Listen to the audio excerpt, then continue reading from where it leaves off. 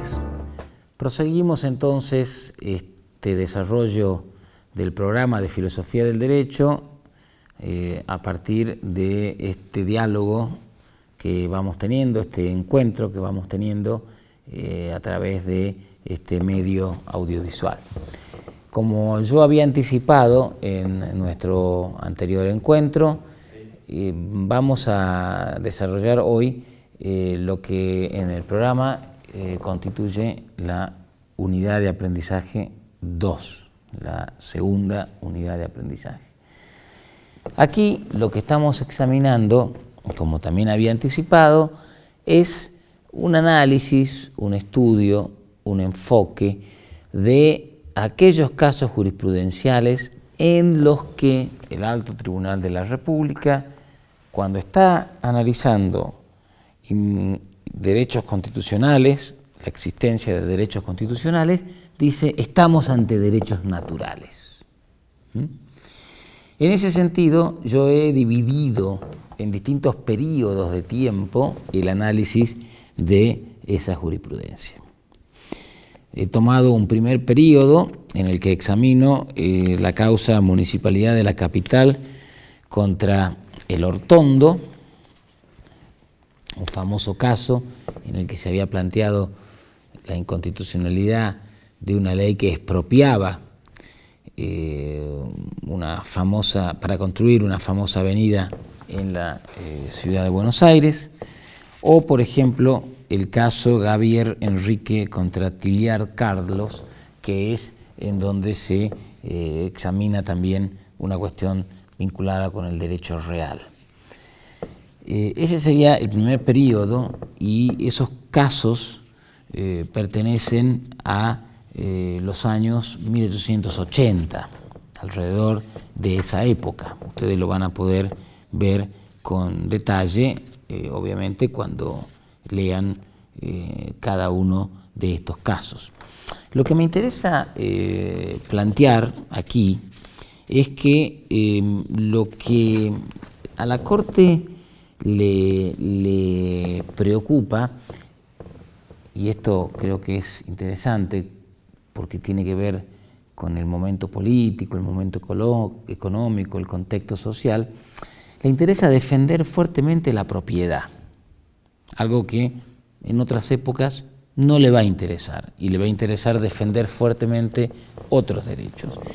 Y por ejemplo, para hacer esa enfática defensa, en el primer caso, cita un precedente de la Corte norteamericana, que para la Corte argentina constituye un tribunal que es una referencia, atento que nuestra Constitución se ha tomado en gran medida de la Constitución norteamericana, por lo tanto la interpretación que haga la jurisprudencia de la Corte norteamericana va a servir de ayuda para la interpretación de nuestros preceptos constitucionales. La Corte argentina cita un precedente, el precedente Matter of Albany Street, presidente de la Corte norteamericana, y dice, declarando la Constitución que la propiedad podrá ser tomada para usos públicos, implícitamente declara que no podrá hacerlo para usos privados. Lo contrario sería violatorio del derecho natural, y aun cuando no lo fuese de la letra, lo sería evidentemente de su espíritu y no podría ser sostenido como válido. Esta es la cita que se enfatiza en el texto y que a mí me parece interesante.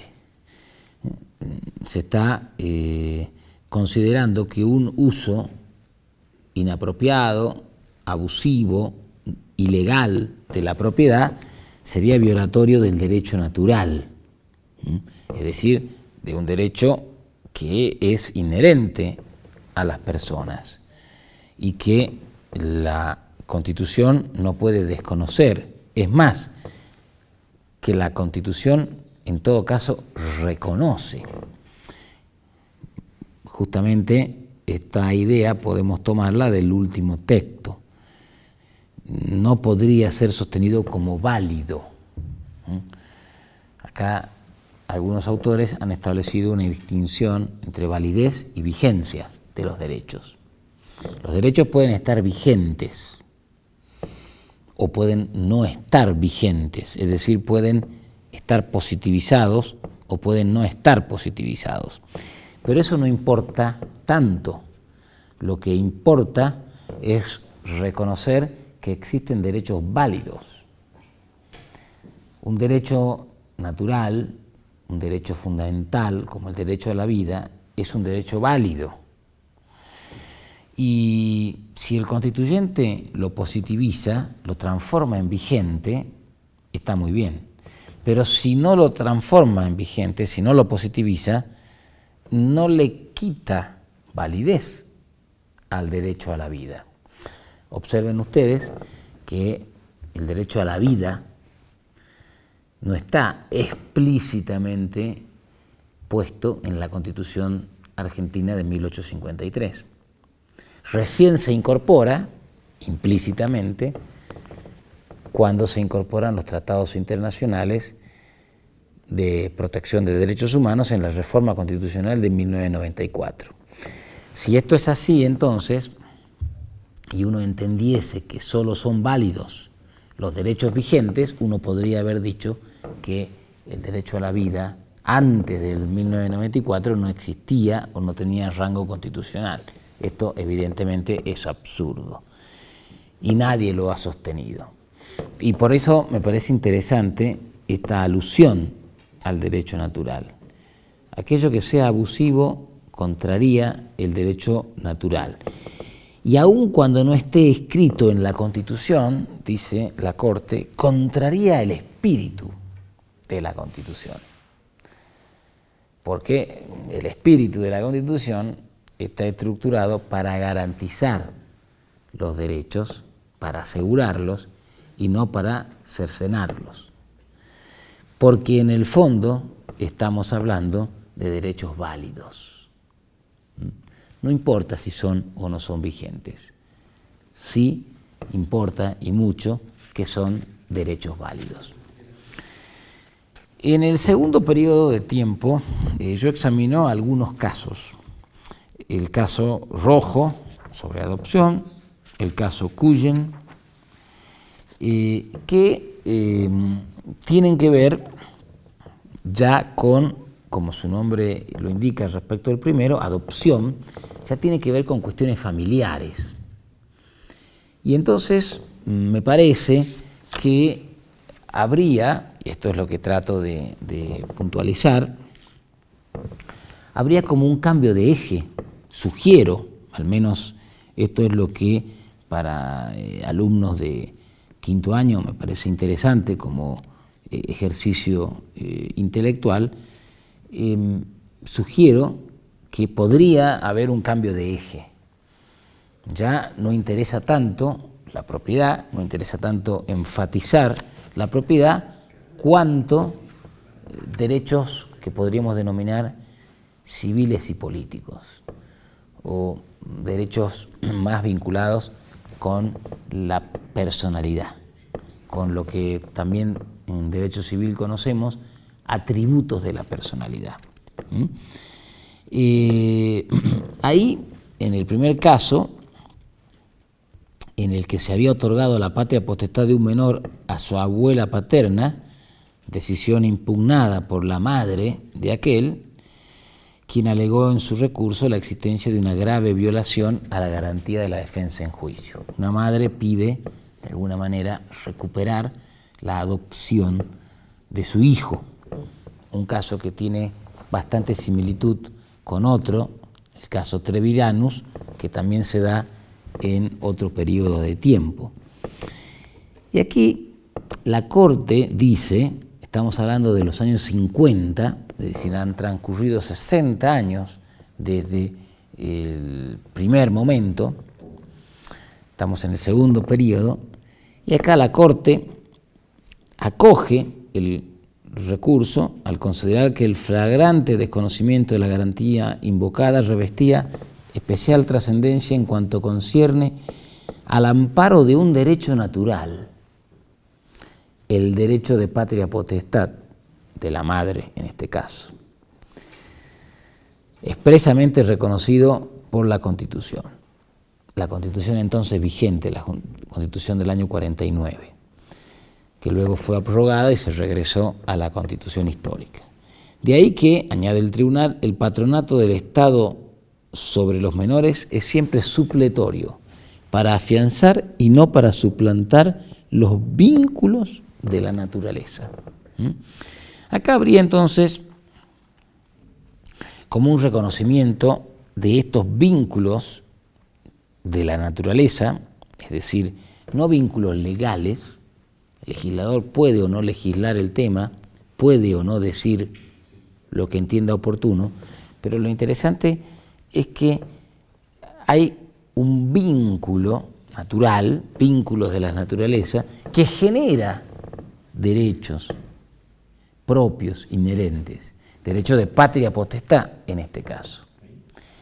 Y eso es lo que va a estar en el centro de la escena a la hora de tomar la decisión y de darle la patria potestad o la tenencia jurídica a la madre. De nuevo entonces la presencia del derecho natural.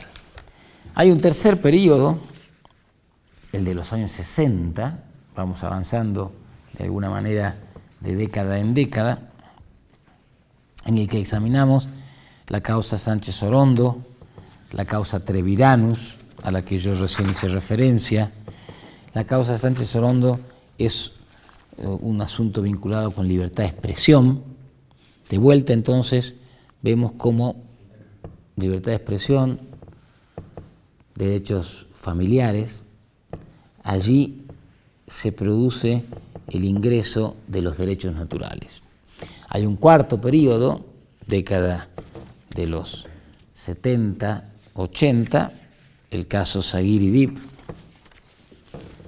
por el cual se discutía la posibilidad de la dación por parte de un hermano a otro en grave peligro de vida de un riñón, el caso Ramírez, también sobre cuestiones de tenencia, de patria potestad, la causa Bruno, que es una causa de derechos políticos. También en esos casos hay una apelación, cuando se los resuelve, al tema de que en el fondo lo que aquí están en juego no son tantos los derechos constitucionales, que lo están, sino que esos derechos constitucionales están haciendo referencia a derechos naturales, a algo que es propio, inherente a la naturaleza. La quinta división que hemos hecho de este tema nos encuentra analizando la causa Müller, Jorge, la causa Ekmejian contra Sofovich, la causa Bamondes, la causa Partido Justicialista de la provincia de Santa Fe y la causa Urtiaga. Todos estos casos son sumamente interesantes. Todos estos casos muestran también que la atención, que el foco de la Corte Suprema sigue posándose en los derechos civiles y políticos, en los derechos más íntimamente vinculados al ser personal. El primer caso, el caso Müller, es un caso en el que se examina si la adopción, de nuevo el tema de la adopción de un menor, es una adopción tramitada y concluida en legal forma o habrían algunas cuestiones que no permitirían considerar que estamos efectivamente ante una adopción plenamente jurídica. Eventualmente se discutía la posibilidad de que el menor adoptado pudiera ser hijos o nietos de personas que hubiesen hijos de personas que hubiesen desaparecido en la época, en la década del 70 en la República Argentina, y eventualmente abuelos, nietos de abuelos que estaban buscándolos. Es un tema, como pueden comprender, sumamente sensible y delicado. Igualmente, también un caso como el caso de Ekmejian, que tiene mucha relevancia en muchos aspectos de la vida jurídica de nuestro país, porque consagra la primacía o la superioridad de los tratados sobre las leyes, algo que después la reforma constitucional de 1994 va a incorporar, es decir, la reforma, el constituyente toma lo que en la causa de Ekmejian se lee, se dice. Bueno, ahí, al hacer referencia a la libertad de expresión y a la intimidad, se dice ambos valores deben ser debidamente sopesados, sin perder de vista que con la respuesta se trata de asegurar el derecho natural, primario y elemental a la legítima defensa de la dignidad, la honra y la intimidad. De modo tal que, como pueden advertir, ambos valores, ambos derechos, anclan y inhieren en la legítima defensa de la dignidad, la honra y la intimidad, y todo ello constituye un derecho natural. También Ekmejian contra Sofovich consagra jurisprudencialmente el derecho de réplica. Es decir, que son muchos los temas de carácter jurídico que examina este caso, pero nosotros solo tomamos el tema o el aspecto que nos interesa. La causa Bahamondes es una causa también clásica, ya una causa de culto, de estudio por parte de la doctrina argentina. Trata el tema del testigo de Jehová que se resiste a que se le haga una transfusión, si esto puede o no ser admitido. Y acá de vuelta, nuevamente, se hace referencia a la idea de validez, por un lado, y a la idea de persona como sujeto de derecho, como centro del ordenamiento jurídico. Es justamente esta afirmación la que efectúa más adelante el voto al expresar que resulta relevante la ausencia de una norma, irrelevante la ausencia de una norma expresa aplicable al caso que provea el derecho de objeción de conciencia a transfusiones sanguíneas. No interesa que esté o que no esté, pues ese derecho, está implícito en el concepto mismo de persona, sobre el cual se asienta todo el ordenamiento jurídico. Y más adelante va a decir, se trata de un derecho natural e inviolable de la persona. También se dice que se está haciendo referencia a derechos válidos.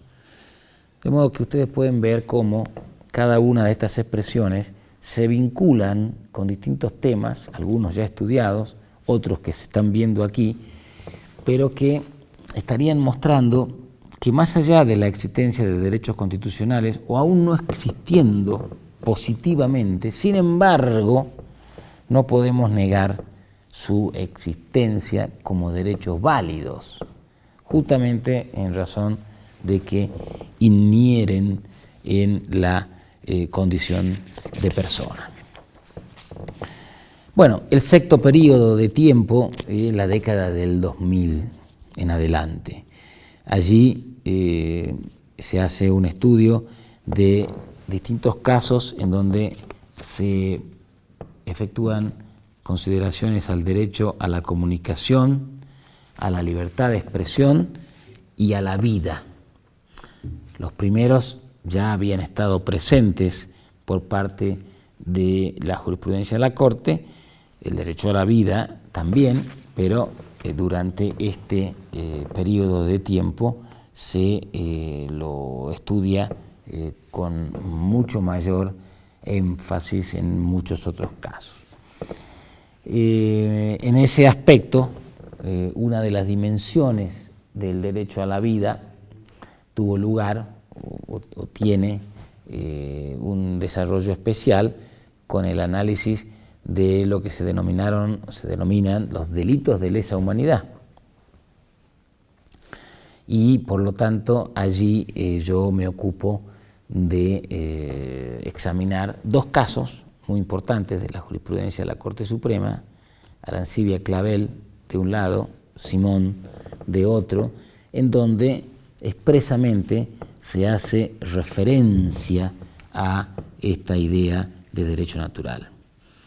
Cuando se va a señalar que no se necesita una convención, es decir, una norma vigente, para que se pueda entender que existe una conducta reprochable por parte de una determinada persona, la Corte dice, haciendo referencia al artículo 118 de la Constitución, que solo se afirma la imprescriptibilidad, lo que importa el reconocimiento de una norma ya vigente, ius cogens, en función del derecho internacional público de origen consuetudinario.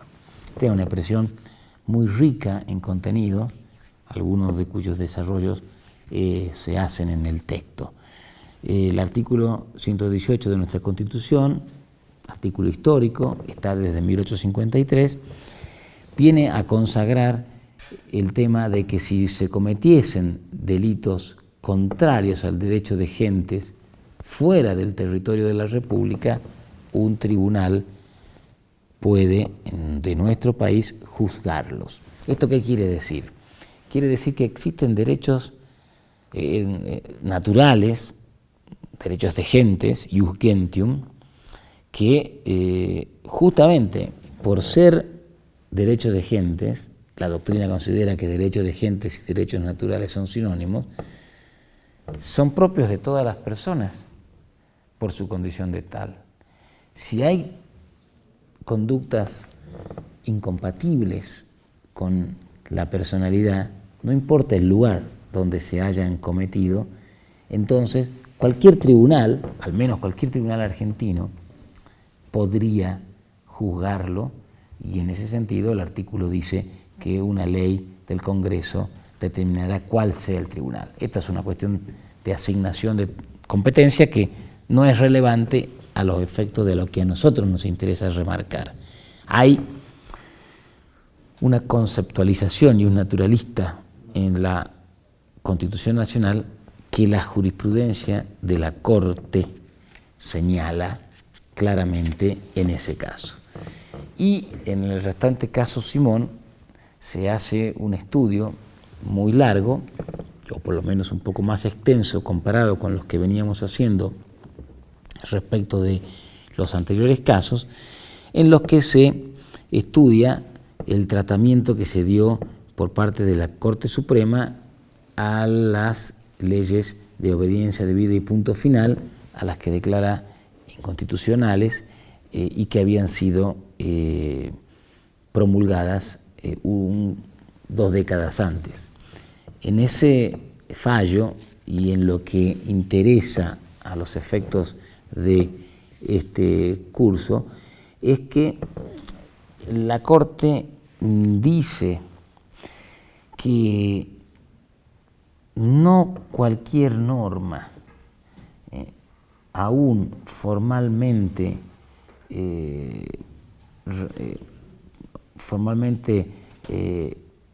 surgida de acuerdo con los criterios que se establecen para el proceso de formación de leyes, tiene esa estatura, tiene ese estatus, por cuanto si consagra una extrema injusticia, no podría ser considerado como derecho. La tesis de la injusticia extrema no es derecho, es una tesis que toma Gustav Radbruch, famoso filósofo alemán, es una frase de Radbruch, él la hace suya para explicar el alcance de las leyes del gobierno nacionalsocialista en Alemania. Y esta idea se retoma en distintos párrafos de los distintos votos respecto a que existen ciertos derechos inherentes, sustanciales a las personas, derechos naturales, que han venido a ser consagrados, a ser positivizados, a estar vigentes en los textos internacionales de protección de derechos humanos. Pero el tema que está detrás de todo esto, dicen algunos de los ministros, y los van a leer ustedes. El tema es que si algún día la legislación consagrara soluciones manifiestamente injustas, siempre renacería la posibilidad de declararlas inconstitucionales si es que efectivamente esto sucede con sustento en la idea del derecho natural o del derecho de gentes. De modo tal que, como ustedes pueden ver, hay una presencia explícita de lo que denominamos derecho natural en la jurisprudencia de la Corte respecto de un conjunto de temas y de problemas, muchos de ellos, la gran mayoría, asociados a graves cuestiones vinculadas con el ser humano y el resguardo de la dignidad humana. Esto, me parece, es lo que justifica, lo que hace interesante, lo que hace vigente, actual, el estudio de, durante esta asignatura de estos temas. La próxima clase vamos a hacer referencias ya no expresas a la jurisprudencia del derecho natural en la Corte Suprema, sino a alusiones implícitas. Hasta entonces.